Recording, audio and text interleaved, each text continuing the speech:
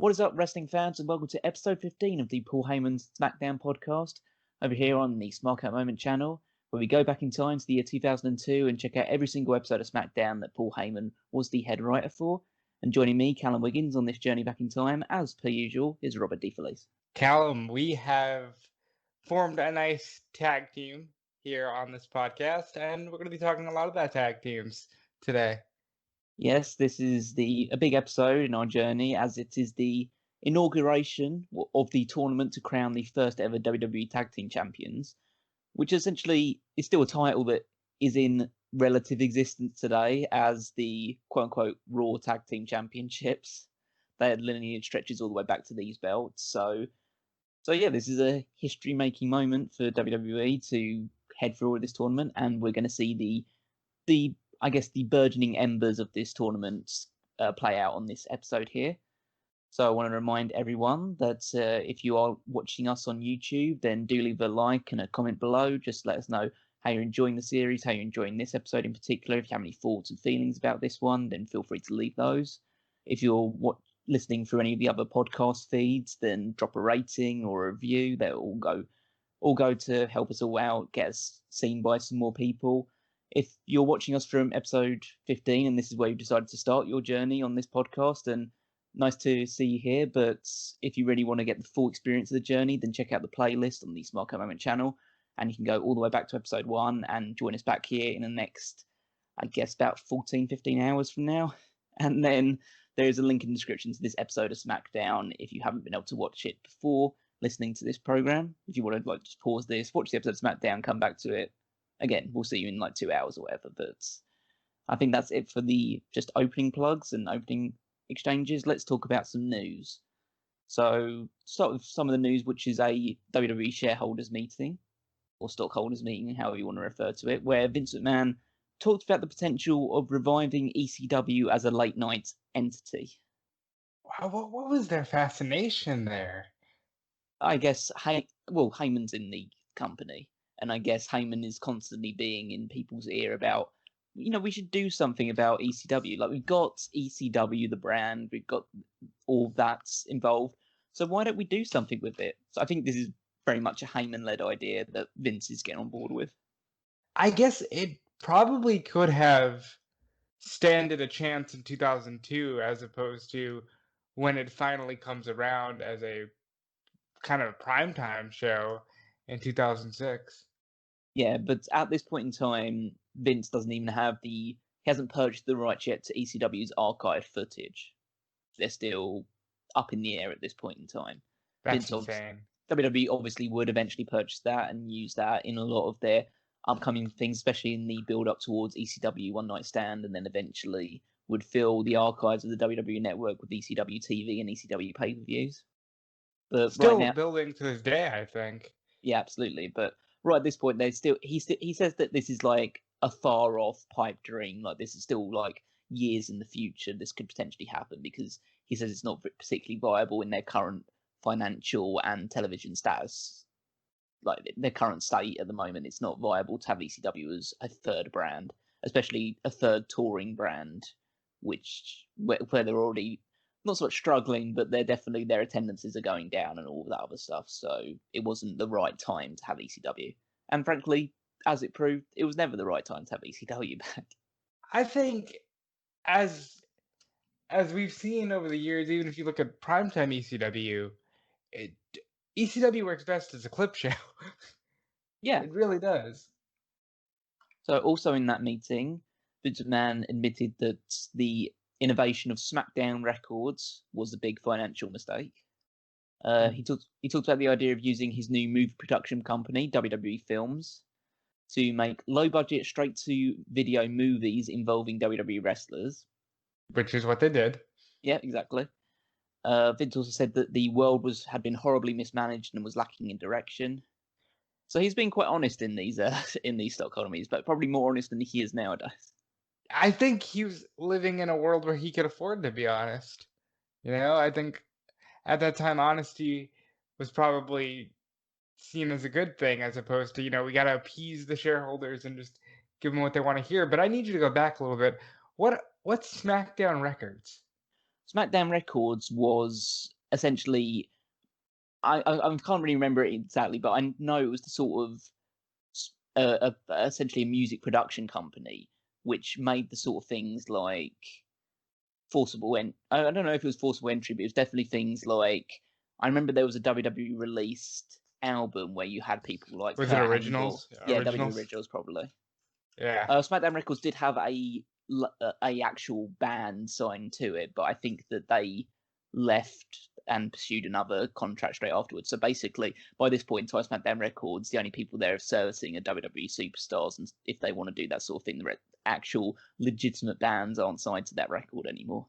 So there was one band signed, I'm looking at it now, and they were Neurotica, and they did Ride of Your Life, which was the 2002 King of the Ring theme song, but I don't even think they would do any other WWF or WWE theme songs. No, yeah, it was a very, again, like he says, a very unsuccessful venture.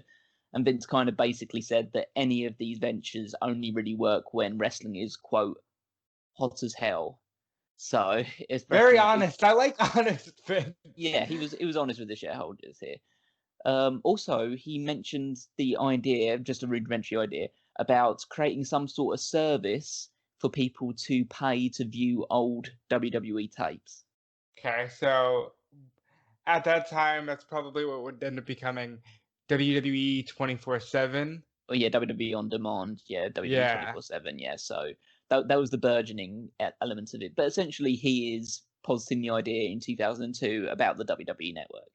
Which, to me, that always made sense. Like, when you look at the library, I think even today, the network as a traditional channel would make sense when you just think about the library of content that this company has. Yeah, so he mentioned about using their vast tape library and also taking WCW stuff and putting it on there as well.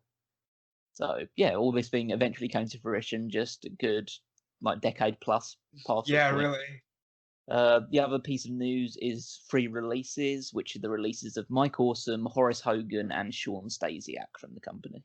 All right, there's one name there that I know never graced WWE television.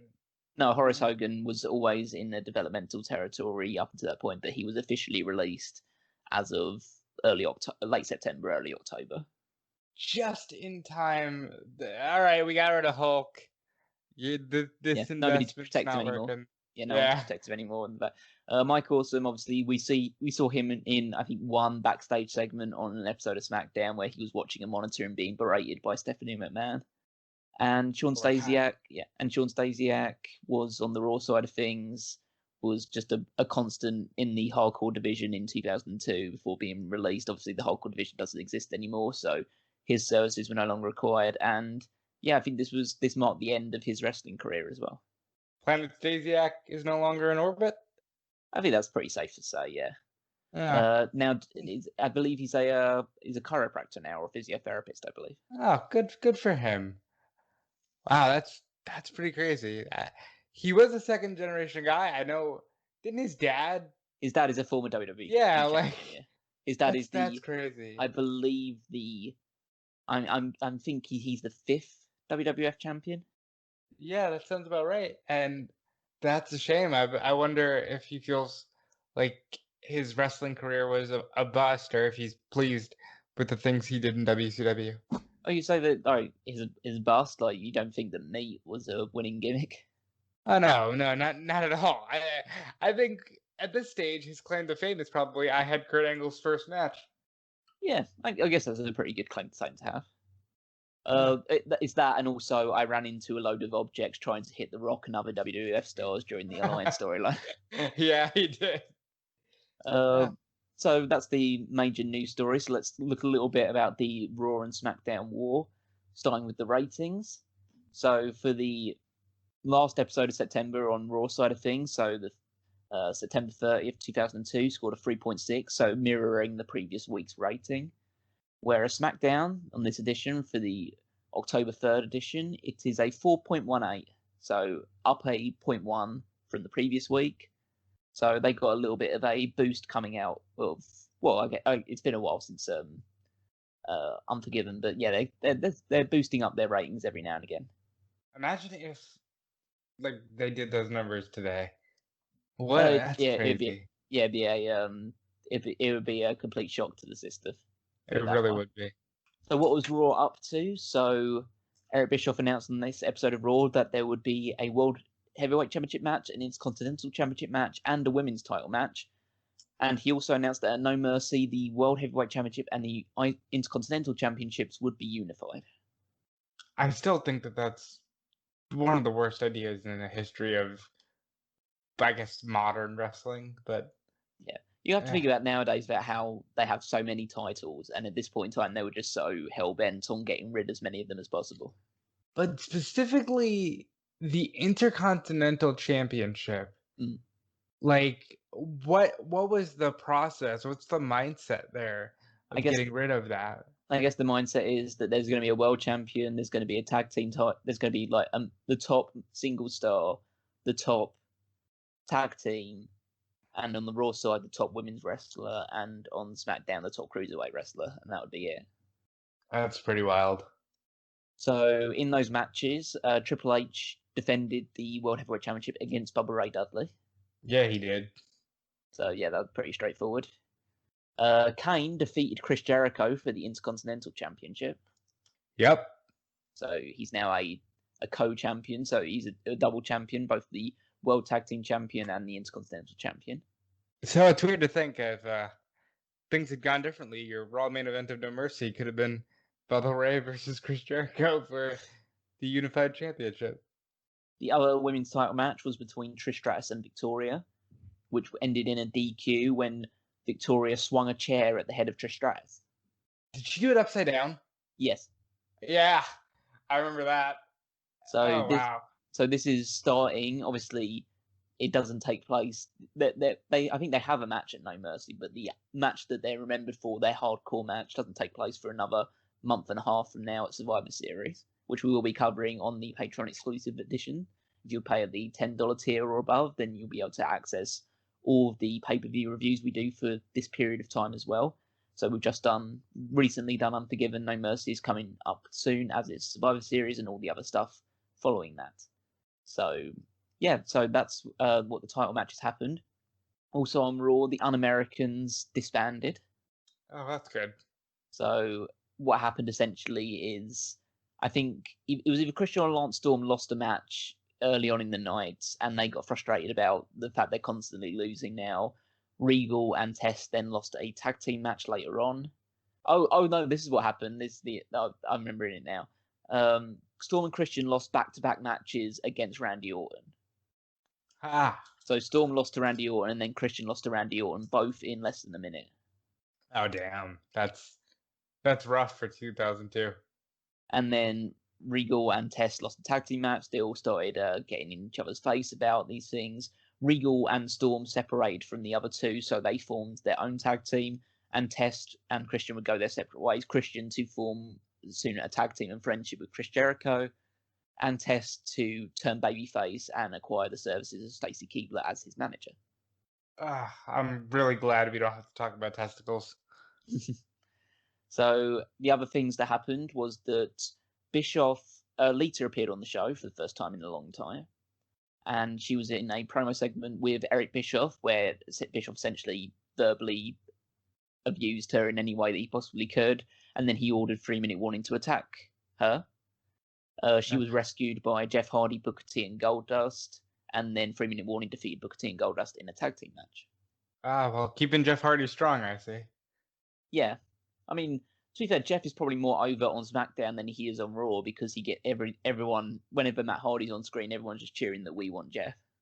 Yeah, I think it was probably weird to see, Lita has to be rescued by not Matt, but Jeff Hardy and these other guys.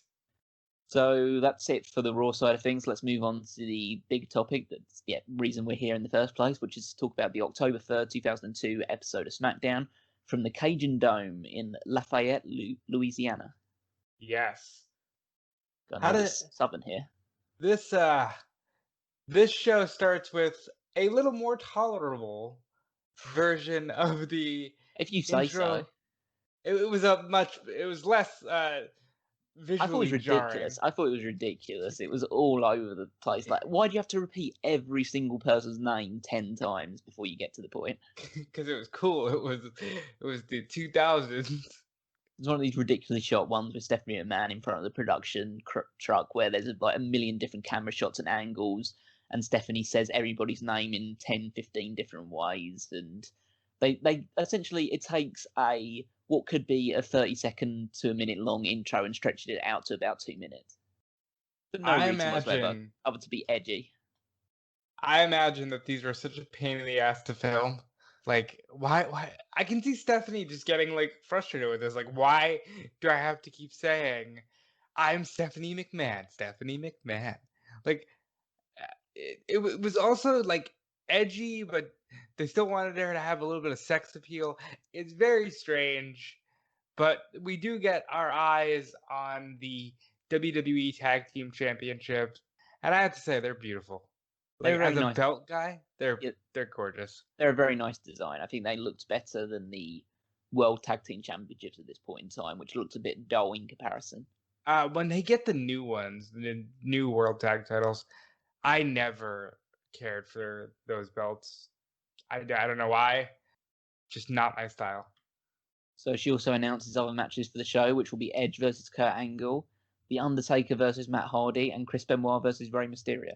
For the first time anywhere, I noticed they really enjoyed that, but then I thought about it, and I guess they were right. Yeah, so a lot of good things to look forward to, including, as we mentioned, the Tag Team Championship tournament.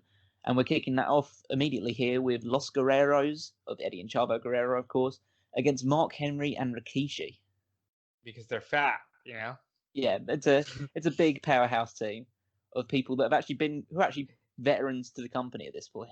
Like Yeah. Mark Henry's been with WWE at this point for a good 6 years. Which is wild because in those 6 years, he hadn't done much of anything outside of the Mae Young stuff. Like, Yeah, he was like a bit part member of the Nation and Domination, and then he was Sexual Chocolate, and now he's just he is obviously, but he's the world's strongest man who can't get a win anywhere. yeah, I mean, brain over brawn, you know what I mean? I think that's what they were trying to prove on SmackDown in 2002. Yeah, and this is a quite clear example because Eddie and Chavo are very much just trying to chop the big men down in this match. So Henry and Rikishi outpower them straight away. You kind of knew what the result was going to be, considering the fact that Mark Henry and Rikishi weren't even given entrances. That sucks. They had the jobber entrance. Chavo chop blocks Henry at one point when he's lifting Eddie up over the top of his head. They target the leg of Henry for a while. They work together to keep him from crawling away to the corner. And Rikishi doesn't even make a tag to get into the ring. He just enters of his own accord to start beating people up. And as the referee is removing Rikishi from the ring, Chavo hits Henry in the leg with a chair, so the referee goes temporarily deaf for a couple of seconds there. Well, you wouldn't be a WWE official if you didn't have temporary or selective hearing, I guess. Yeah, selective blindness, selective hearing, all this other stuff. Yeah, The occasional like, oh, I took a light hit and I'm gonna sell it for 10 minutes. So after Henry is hit with a chair, Eddie applies the lasso from El Paso. Great submission hold. Yeah, to be fair, it's some feat of strength to apply that to someone who is a good 300 plus pounds. I don't know why he stopped doing it, but one of my favorites. The frog splash is just such a more dynamic, pleasing finisher. Yeah. But it's good to have a submission as well. Henry taps out to the lasso of El Paso. Post-match, Henry is helped by Rikishi and trainers to the back while he limps away. So, yeah, that's Los Guerreros through to the semi-finals of this tournament. I would say that this is one of the tag teams that's going to be the focal point of these championships, probably for almost a straight year. Yeah, to be fair, so Los Guerreros essentially is the pivotal first heel, then babyface tag team of these championships.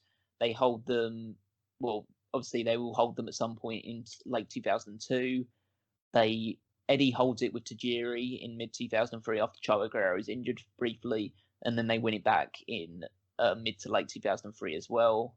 So until Chavo turns on Eddie and they start their feud against each other. I do want to note the matches on this show are relatively short Yeah. outside of like one really long one and another one gets decent time. But this was only a little over 5 minutes, and we're not going to see that trend change very much. No, but WWE has always had an instance with certain tournaments where the early matches are pretty short, which, I mean, it's not just WWE, some other companies have done that in the past as well, but it's just a case of it's hard to really get him super invested in a tournament where the matches aren't competitive all the way through. And this was an Right. example of it should have been more competitive than it was, but they wanted to get it done and dusted in a few minutes. And I guess it makes the actual legitimate tag team look good out of these group because essentially Henry and Rikishi is completely thrown together. But it doesn't add a lot of prestige to your tournament if you're just adding thrown together tag teams, though. Yeah, but I think they knew what they were doing with these pairings because some of them really make sense. So then we cut backstage where Tori Wilson is walking with her father, Al Wilson. Lord, here we Yep, go. yep, it's the starting point. She introduces him to Billy and Chuck. As they're just talking, which Dawn Marie enters the scene, introduces herself to Al, and says that she'll be competing in a bikini contest with Tori tonight. She wishes Tori luck and walks away, as Tori just looks pretty disgusted with the whole thing. First of all, I want to congratulate Tori Wilson for being bold enough to accept the challenge of Dawn Marie for the bikini contest championship. Yep, I'm sorry for what she's going to have to go through in the next few months. yep, this is going to be something that we'll just constantly come back to. But there's more than that to come in this episode, so we won't dive too much into it. Instead, we have Brock Lesnar backstage enjoying footage of his beatdown of The Undertaker last week, where he left him bloody after hitting him multiple times with the championship belts, while Heyman is trying to get his attention. Heyman says that he's going to have to give Taker a rematch now, and it will have a surprise stipulation that Stephanie is currently not revealing, but will reveal later in the show. Matt Hardy interrupts them, saying that what Brock did to Taker last week is nothing compared to what he will do to The Undertaker in the Falls Count Anywhere match next. Whereas Matt Hardy, supremely arrogant version 1 Matt Hardy, is a really great Matt Hardy. Yeah. Of the characters that he has portrayed, that's definitely my favorite. I wasn't a big fan of the I'm brooding and deep and I'm going to burn your house down, Jeff, Matt Hardy. And I think in hindsight, the broken stuff is finally at the point where a lot of it's just camp. But this Matt Hardy is the best Matt Hardy. So we move on to immediately The Undertaker versus Matt Hardy in a Falls Count Anywhere match. So Undertaker dominates early, as you'd expect. He hits his guillotine leg drop, throws Hardy into the timekeeper's area. He then goes to chokeslam Matt Hardy through the announce table, but Hardy kicks him in the dick. So yeah, dick kick city for The Undertaker. And then he tries to twist of fate, but is thrown straight into the barricade. So this is basically Undertaker having some sort of just obviously vendetta against Hardy, and he's beating the absolute shit out of him, chasing him all around ringside, all through the crowd. Matt Hardy throws a drink in Undertaker's face at one point, but essentially he's just running away from the Undertaker. Which makes sense. I think a lot of people, if you heard Matt Hardy versus The Undertaker today, you might think it'd be slightly competitive. But back in the day, like back in this time, no, The Undertaker was leagues ahead of Matt Hardy and should have probably been throwing him around the whole time. So they brawl to the backstage area, and Hardy keeps trying to escape. He tries to climb over like a fence gate to try and get away from the Undertaker. And as Undertaker is climbing up to reach him, Brock Lesnar attacks from behind. Yep. Taker then takes him out, essentially 2-on-1 for a little while. Hardy keeps trying to get involved, but it's mainly Lesnar and attacking him until Lesnar manages to sneak up on Taker, lift him up for the F5, and drops him on a bunch of packaging peanuts. Hey, that hurts, man. Hardy immediately is on Taker, pins him, and gets the victory over the Undertaker in the Falls Beat him Count. twice. Beat him twice. Yep, 2 wins for Matt Hardy over the Undertaker, both with asterisks next to them, but victories nonetheless. But that is not at the end of the segment, because Brock Lesnar, seeing the Undertaker in a prone position, decides that he hasn't suffered enough. So he grabs a propane canister, that's Mhm. conveniently placed in the backstage area for some reason, and then Oops. smashes it against the right hand of The Undertaker, who's left absolutely writhing in agony. I have to give Undertaker credit, and I haven't given him a huge amount in either the 2001 Wrestling Odyssey or this thing. He sells that like his hand is legitimately broken in pieces. Yeah, the last 2 weeks, I'd say, Undertaker selling has been tremendous. From the just gash that he gave himself last week, and now this. Taker, while I don't like my Undertaker human, he does a good job of conveying emotion. We cut away from that for a second just to see an advertisement for Survivor Series, Yeah. which I felt was quite odd, just considering the fact that we haven't even had No Mercy yet. No, and here's why. Madison Square Garden. Of course, yeah, Madison Square Garden. It's a big deal that they're going back to the Garden for Survivor Series. I'd love for them to go back to the Garden for a show. I mean, obviously post-COVID, but like they don't do the Garden as much as they used to. They really like the Barclays, and I think that there's so much history in the Garden. So they cut back from that promo to show Taker being treated by an ice pack with a trainer. Mark Lloyd and Brian Hebner are also there. The What? Get rid of Mark Lloyd already. trainer tells Mark Lloyd that he believes that Undertaker's hand is broken, and they're having to go to the hospital to get scans done to verify that. That damn Brock Lesnar. I will give Brock Lesnar credit. I enjoy young, hungry, I will kill you without remorse Brock Lesnar, as opposed to I'll kill you if I feel like it, but I totally can. Older Brock Lesnar. So we move on to the only championship match on this show, which is a WWE Cruiserweight Championship match, Jamie Noble versus Crash Holly. My first question to you, what the fuck is Crash Holly doing in a Cruiserweight Championship match? He's small. I know he's a cruiserweight. You don't have to tell me that, but it's just a case of Crash Holly's that had what? was the thought. He's a small guy. We need a title match. Just put Crash out there. So Crash, and I said Crash Holly. His name is actually just Crash now because This they've match taken the crashes. It's over in less than 4 minutes. Yeah, so Crash is essentially he moved to SmackDown post Unforgiven, or actually it was the week before Unforgiven. I think he moved to SmackDown. He had one match which was a competitive. Well, I say competitive. He got absolutely destroyed by the Hurricane for most of the show until just sneaking a win against the Hurricane, and then he's been away for 2 weeks, and now he's getting a cruiserweight title match. You know what? And I will bet you anything that this was the verbiage said in the office. We need Nydia on television. How do we do that? I don't know. Jamie could have a match. He's beaten everybody. Hasn't beaten Crash. Book it. So this match essentially, Nydia trips up Crash early on, allowing Noble to get an early advantage. Noble targets the back of Crash, whipping him hard into the turnbuckle, spearing him into it repeatedly. He applies a Camel Clutch, but then you start to notice, the crowd don't really give a shit, and why would they? The guy who's challenging has only been on one episode of this entire thing, and they're not exactly thrilled about cruiserweight matches in general at this point in time. If it doesn't have Mysterio, it's not interesting. I'll say this. It's a bit sad in retrospect knowing that like Crash has less than a year's time, just in general.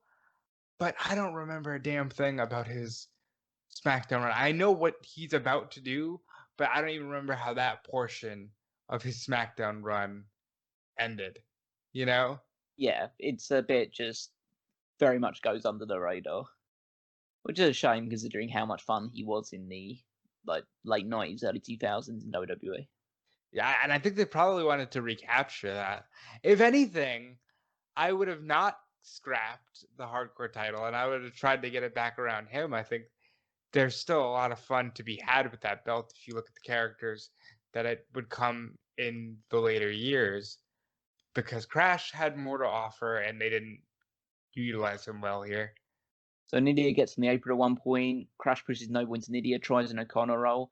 Noble rolls through, grabs the tights, but Crash reverses this into a bridging pin, gets 2 count for it. Crash then attempts the Crash Landing, which is the Styles Clash. Styles Clash. Yep. It sure is. And Styles was very much on TV at this point in time with TNA, or at least on pay-per-view with TNA. I'll tell you a secret. Holly was in TNA earlier, or Yeah, earlier that year as Mad Mikey. So he was very aware of AJ Styles. Noble blocks his attempt, counters a sunset flip into a pin, grabs the ropes, and retains the championship. So, yeah, it was just a very short, nothing match, really. Crowd didn't care about it. Noble retains the Cruiserweight title. I am a big fan of heels being heels. And at this time, heels were still very much heels, constantly grabbing the ropes, constantly putting their feet on the ropes, doing whatever they could to get the advantage and win. And it wasn't seen as like a trope yet. It was just like, he's a bad guy. You know? Yeah, I understand. Very, very big fan of really of Jamie Noble. Jamie Noble is a bright spot on all of these episodes. So speaking of heels, we have Kurt Angle being interviewed by Mark Lloyd. Mark Lloyd asked Angle if he regrets any of the comments he made towards Rey Mysterio before last week's main event, considering the fact that Mysterio defeated both Angle and Benoit. And of course, he says, he didn't beat me. Yeah, he beat Benoit. Yep. Benoit was the one that was pinned in that match. Angle says that Benoit is a regular person, so he makes mistakes. But Angle is as close to pure perfection as it gets, and he is a work of art. Yeah. What a gem. He's so his pomposity knows no bounds. He's a gem. He really is. He is the only person who can be a total goofball and then go in the ring and you won't care because you buy every single thing that he does in between the ropes. So his opponent for tonight, Edge, arrives. He says that Angle isn't perfect. Angle says that his medals say that he is. But Edge reminds him that the bald spot on his head reminds him that he isn't. Because it's not the first time they've met since that instant, but I believe this is the first one-on-one match they've had since Judgment Day. I think this would be the first one-on-one match they've had since the cage match in May. Yeah, so following the haircut. Okay, yeah, but it's essentially like it's one of the first like one-on-one meetings since that incident. So at least they're bringing up the history between these two. This is definitely the first time since Kurt Angle has just fully embraced the fact that he's bald and it no longer bothers him. Angle says that he's been waiting for this opportunity since his head was shaved. Edge, they basically say like who's going to go first. Like Edge says that like Angle can go first, and Angle decides to do it. And as he walks past, he cheap shots Edge, knocks him to the floor. Yeah, and just heads out to the ring. All right. Yeah, so again, it's a heel being a heel, getting a cheap shot. I love it. Angle versus Edge in a one-on-one match. Loud Angle sucks chants. Michael Cole in commentary talks about how great the SmackDown's ratings were last week and the number of TV stations they defeated. So they're really harping on how good they are in the ratings right now. I wonder why they don't do that nowadays.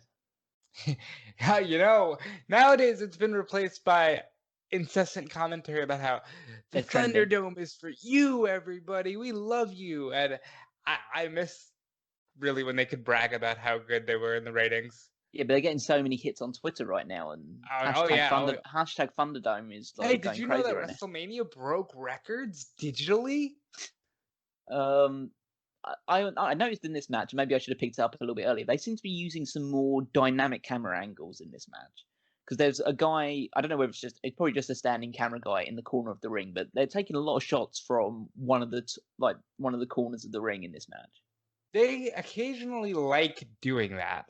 I know now they just literally put the camera inside of the post, but they're always trying different things with presentations.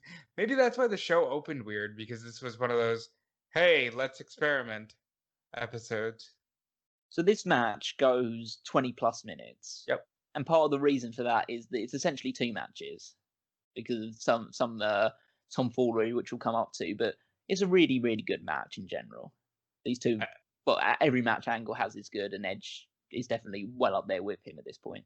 Yeah, and this is, again, if you put any of the SmackDown 6, and you know who those 6 people are, if you put any of them together at any point, it's just good. So they do a fun thing at the start where Edge is essentially out wrestling Kurt Angle, and so Angle has to gets frustrated and starts using strikes to try and get an advantage over Edge. Edge tries to make a comeback after Angle beats him down for a little while. which is due to the fact that Angle hits an angle slam over the top rope to the floor for Edge. Beautiful. Yeah, it's a nice spot. I mean, he does it every now and again, so it's good when it does happen. Runs into a belly-to-belly throw by Angle. Very long heat segment on Edge. Edge gets a few fleeting throws, but Angle's always taking him back down straight afterwards. Crowd is really seems super invested in this, far more invested than they were in the Cruiserweight title match earlier. Well, I wonder why. Yeah, of course. There's like a few things. Edge uses a super kick in this match. He wouldn't be doing that for long.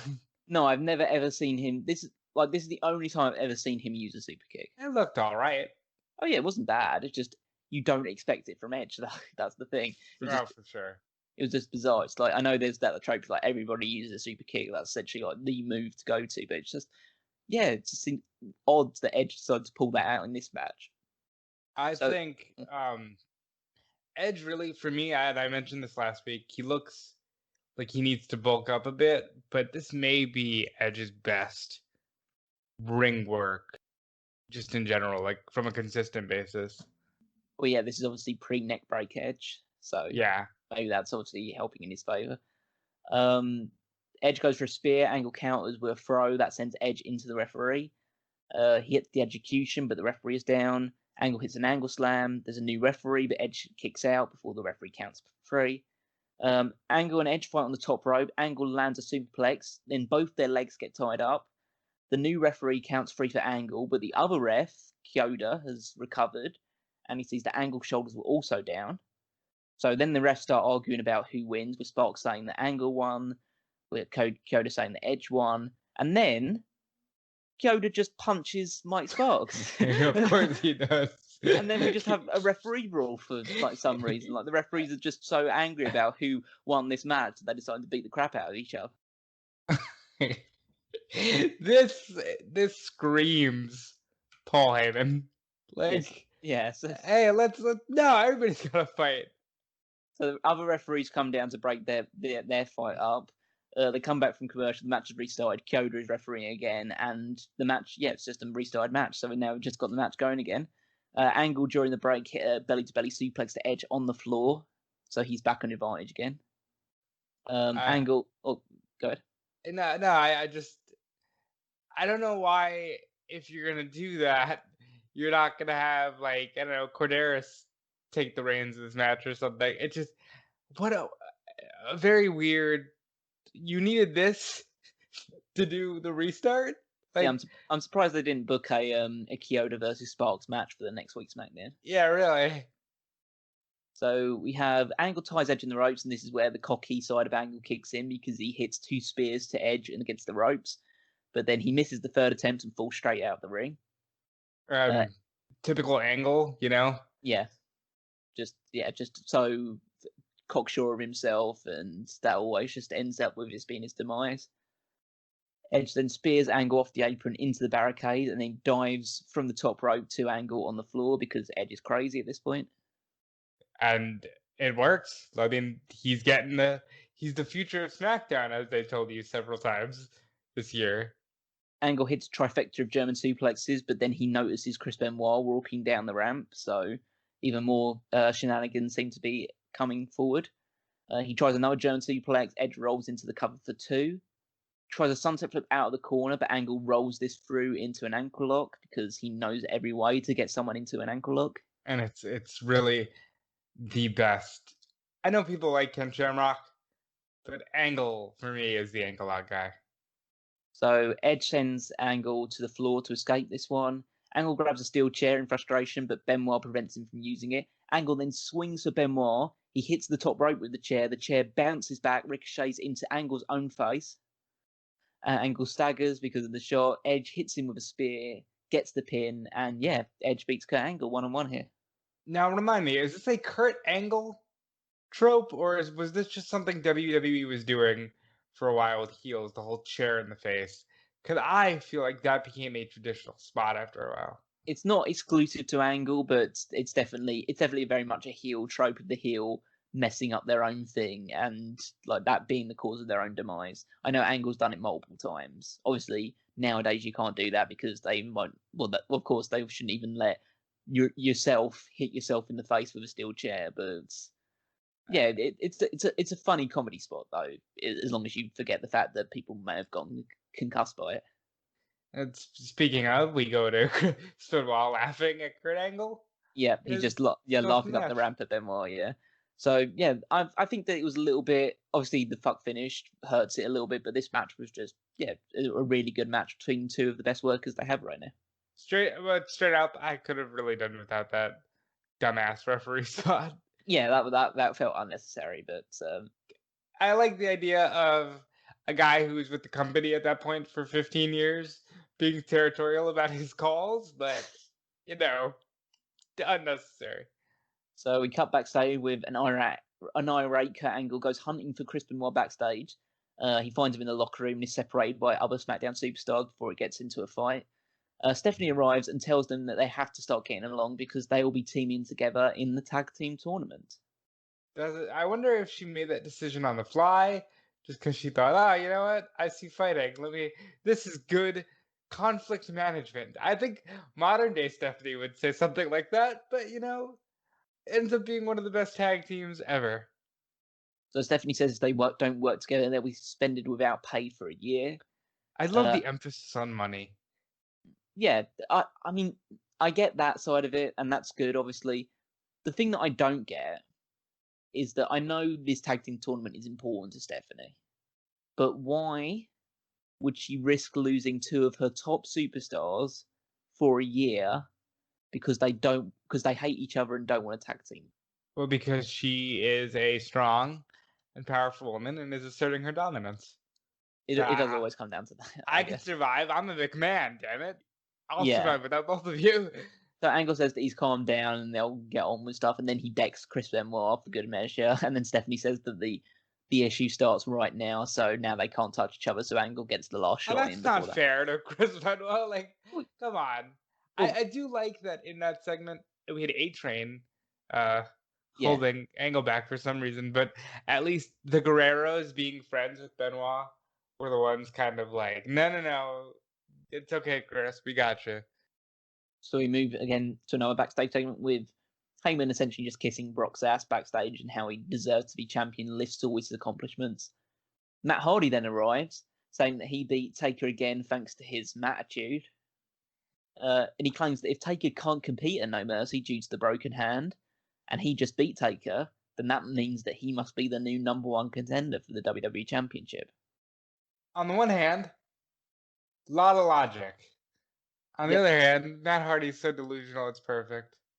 So Matt says that he's going to go talk to Stephanie about that right now, and as he leaves, Heyman jokes that Lesnar should be worried about him because Matt Hardy would kill him. Great. Yeah, great sarcasm there. They promote Raw in Vegas, which seems odd considering the fact that there's supposed to be a brand war going on. But they promote the fact that it's Raw Roulette, the famous one of Eric Bischoff's most famous gimmicks. How has this not made its way to a pay-per-view gimmick? Like some kind of spin the wheel, make the deal. It's so exciting. You don't know what you're getting. Like, it's so good. I don't know. They definitely should have done it for more episodes of either Raw or SmackDown. Whenever they're in Vegas, they should do this sort of gimmick. It made a lot of sense. It was a fun addition to, like, okay, whenever we're in Vegas, let's just go a little bit crazy. Yeah. I wanna. The next thing we're gonna see is Chuck versus Devon, and all four men in this match, because Devon's with Ron Simmons for some reason. They all look like they're in the midst of, like, I don't know what gimmick I'm in. All four of them.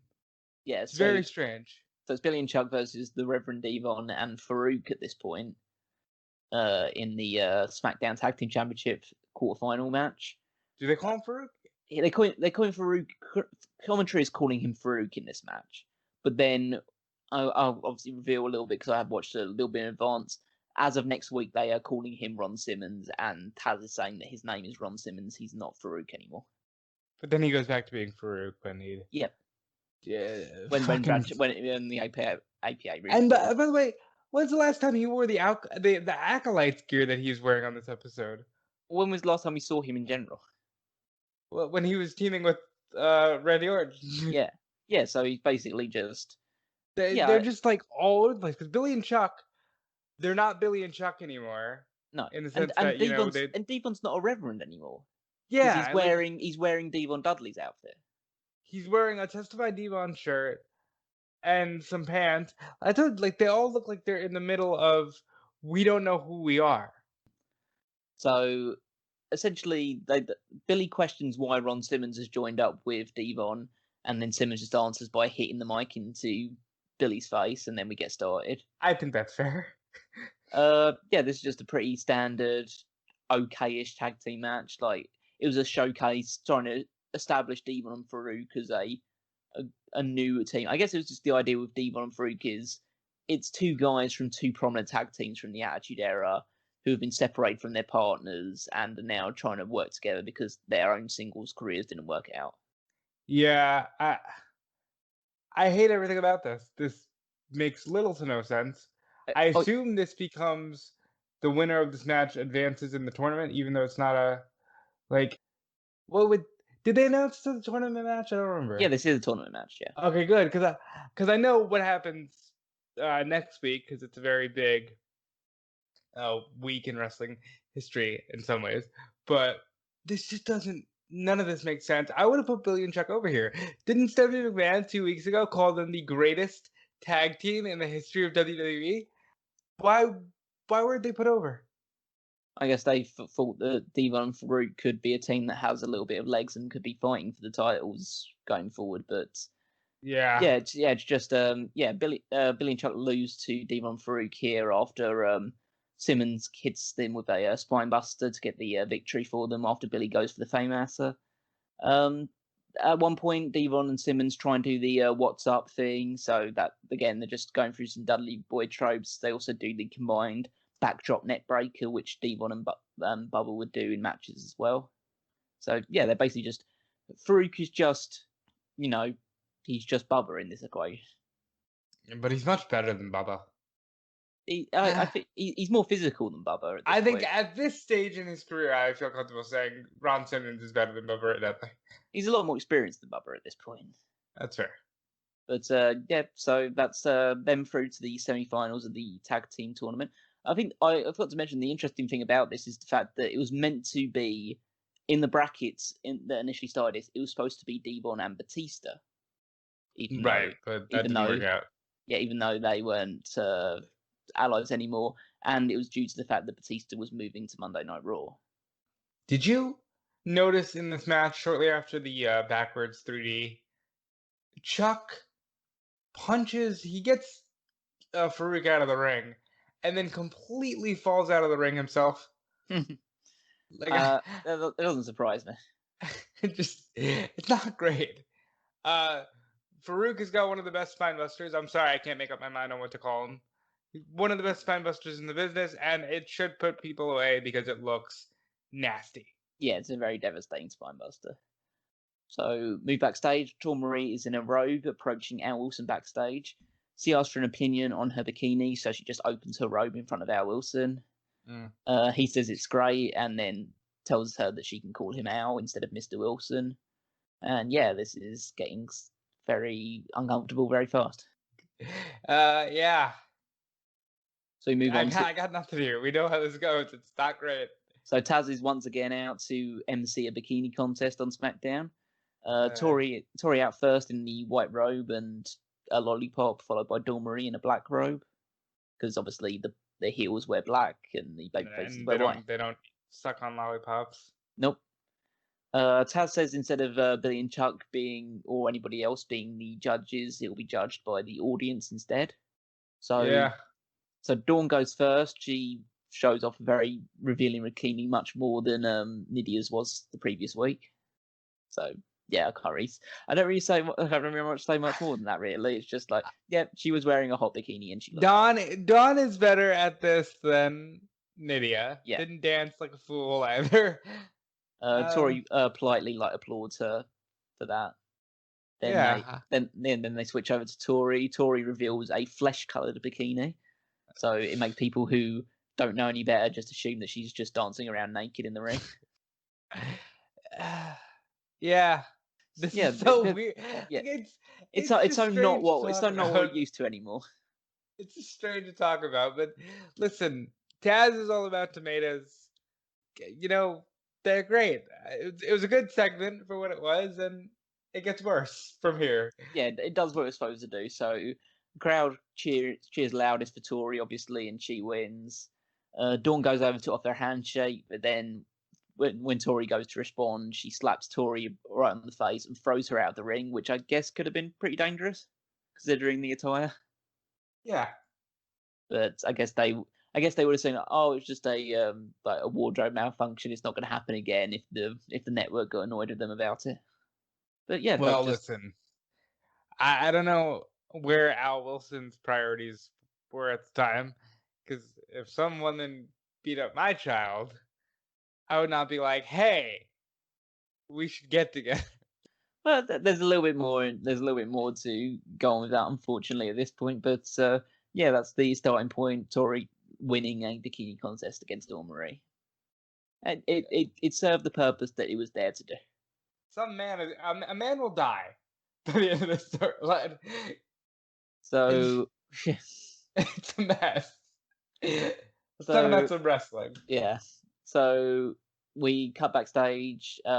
Stephanie approaches Brock and Paul Heyman as they're leaving the arena. She says that she's spoken to The Undertaker and that even though his hand is broken, he will still be fighting at No Mercy. Brock Yeah. suggests that it should be a fun wrestling match. I know, but Paul Heyman is like one arm tied behind my back. This is the weakest Hell in a Cell announcement of all time. So Stephanie waits and stops laughing, announces it will be a Hell in a Cell match between Brock and The Undertaker. Heyman looks absolutely terrified and despondent about that whole thing, while Brock seems angry about it, but he doesn't look scared. Yeah, why would Brock Lesnar be scared? He is a prodigy. Yeah, He so is the man. yeah, it's a good way of portraying him at this point in time. So we cut to the main event now, which is Rey Mysterio versus Chris Benoit, to obviously as a follow on from Mysterio pinning Benoit in the triple threat last week. So yeah, Not before a replay that was brought to you by some hair dye that was really reeking of 2002, because all these men have frosted tips, and it's just amazing when you look back at advertisements and how they really exemplify the times. So this is again another very good match between two members of the SmackDown Six. Benoit gets to play super heavyweight for a while by just tossing Rey Mysterio around the ring. He probably really got a kick out of that he could experiment with that style, you know? Yeah, he delivers some mighty chops to Mysterio, which looked like they absolutely sucked. Benoit tries a razor's edge at one point, but Mysterio counters that into a Hurricane Rana, which I assume that Michael Cole called a leg scissors because he calls every Hurricane Rana a leg scissors. Yeah, this is long before knowing the names of every move. But Mysterio grapevines Benoit, sends him over the top rope, springboard somersaults onto Benoit on the floor. Benoit at one point lifts Mysterio high in the air and drops him hard with a backbreaker. It's just another reason to love Rey Mysterio, because he's the only person that can take spots like this. Yeah. I would love to see somebody the caliber of Rey Mysterio today getting there if somebody had the technical prowess of a Benoit today. Like Timothy Thatcher versus, Swerve Scott or something. Like, this style of match is really good. Yeah, Timothy Thatcher gets Ricochet or something would be interesting. Yeah.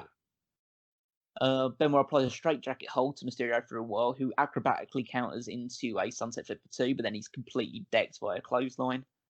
Benoit counters a wheelbarrow attempt by Mysterio into a German suplex, which was, again, really, really nice. Yep. Yeah, this guy's great. I wish that we could remember him more fondly. I know. Ray does a cool spot where he, almost like how Grand Metalik kind of just naturally does the springboard up the ropes.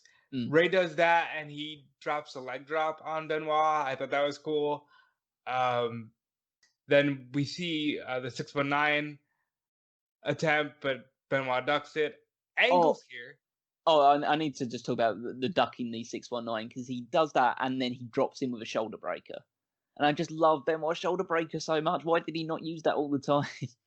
I don't know. Maybe I know, he I know it started has to be working against. bigger guys. I know it has to be against like smaller people to use it, but it's such a fucking good move.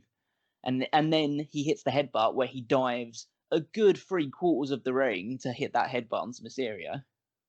Yeah, he might have just done that better than anybody, better than Dynamite, better than Brian.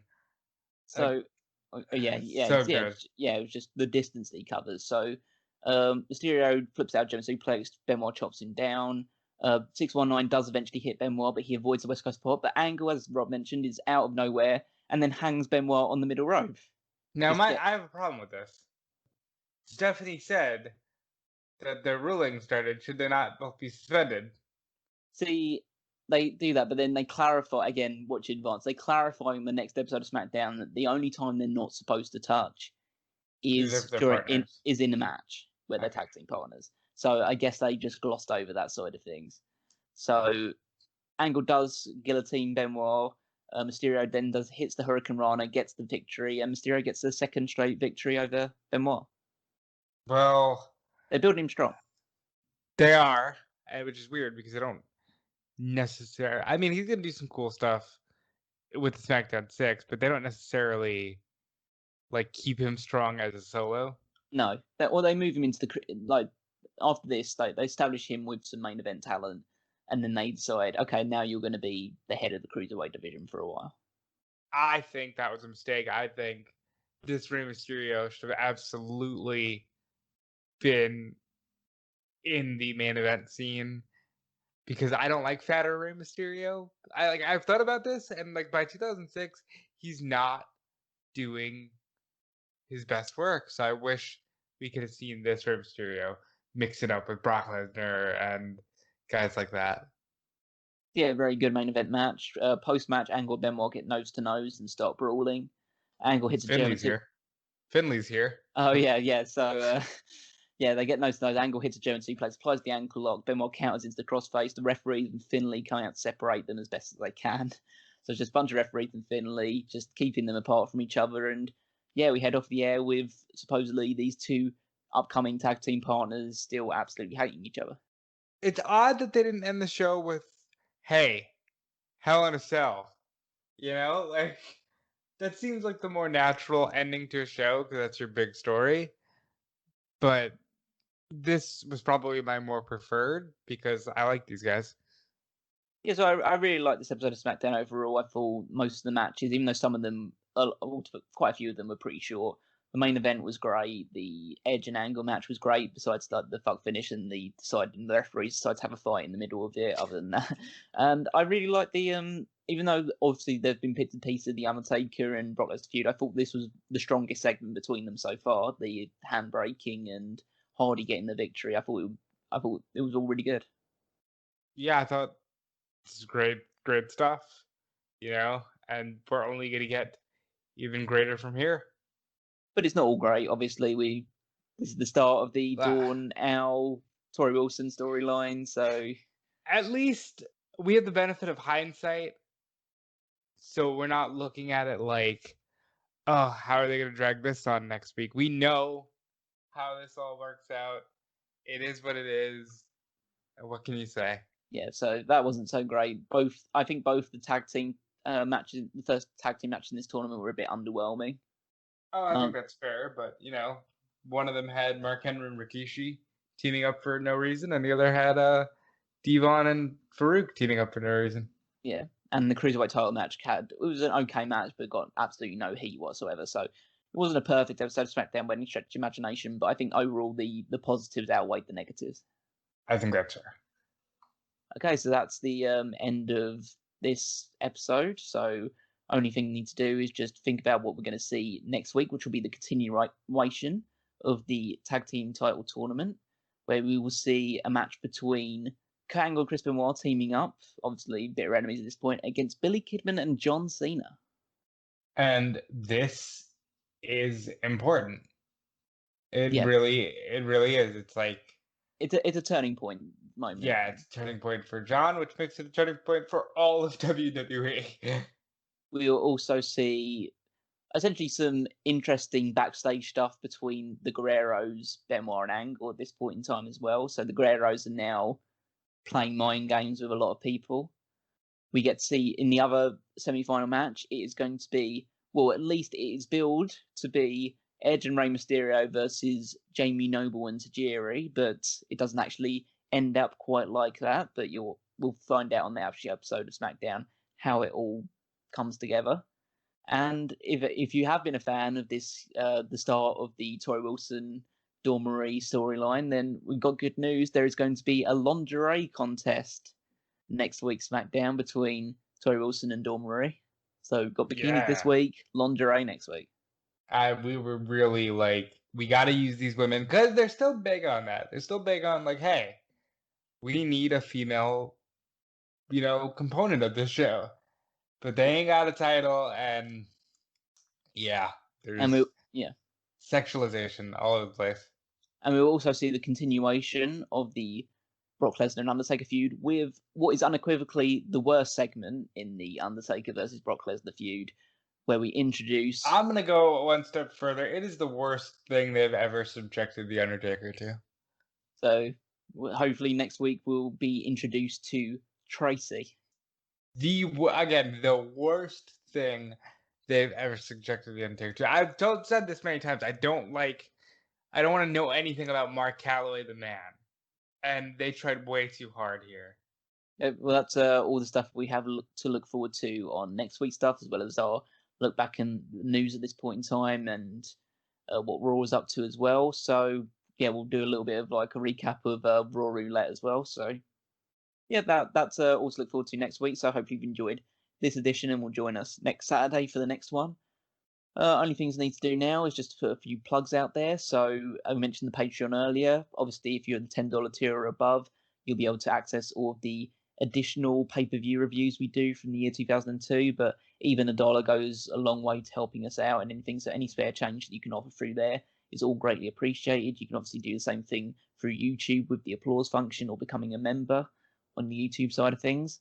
And other ways that you can get something very tangible straight away for your hard-earned money is through the Redbubble and TeePublic shops, where you can buy some Smark Out Moment merchandise. Check out the Smark Out Moment website, where you can see all the great articles that are written by our team on a daily or weekly basis, including, I do the power rankings, but there's like the Triple Threat and the Women's Wrestling Weekly. Yeah, Women's Wrestling Weekly, Battle of the Brands, all this other great stuff. So check out all of that stuff on there. You can follow the Fantasy League as well, where things are going well for me. That's probably things are always going well for you in the Fantasy League, so that you're doing pretty good. I think I'm doing better. Following, you could have hardly done worse. You could have hardly done worse. Yeah. But so that's all great stuff to follow on there. Check us out on Facebook, on Twitter. Join the Megamaniacs on Facebook as well, where you will be able to get like just updates and join in some conversation with other wrestling fans that are part of that group. Fanboys Anonymous, Tony's sister site to Smark Out Moment, where do all the geek culture, movie talk, video games, TV. That's where you can find all of that great stuff on there. Rob, you want to throw out your individual ones now? Yeah, you can follow me on Twitter at DeFelice. You should be checking out Fightful and WrestleZone for your weekly and daily wrestling updates. I keep checking out everything Tony's got going on in the editorial side of things on Bleacher Report, eWrestling News, all that stuff. And I will see you back here tomorrow night for the review of NXT TakeOver 31. I will also see you at that point in time as well, because it's Saturday, so I can at least stay up. Nope, it's a Sunday. Oh, fuck that then. No way that's going to happen. How would it be a Saturday, Callum? This is a Saturday. I guess so, yeah, but it's I know this is a Saturday, but it's just a case of why do they do this to me? Why does TakeOver have to be on a Sunday? TakeOver on Saturday was a great moment. Yeah, it was a really great tradition, and it seems like they're moving that to Sunday, unfortunately. Yeah, well, you can enjoy Tony and Rob's feedback on that side of things. I hope the show sucks. You can follow me on Twitter at Wigmeister14. And hopefully you join us next Saturday for the next edition of this, and yeah, enjoyed Takeover and all the other great stuff we've got coming up on this channel. So thanks very much for listening, and this has been another Smark Out Moment, and we're being counted out.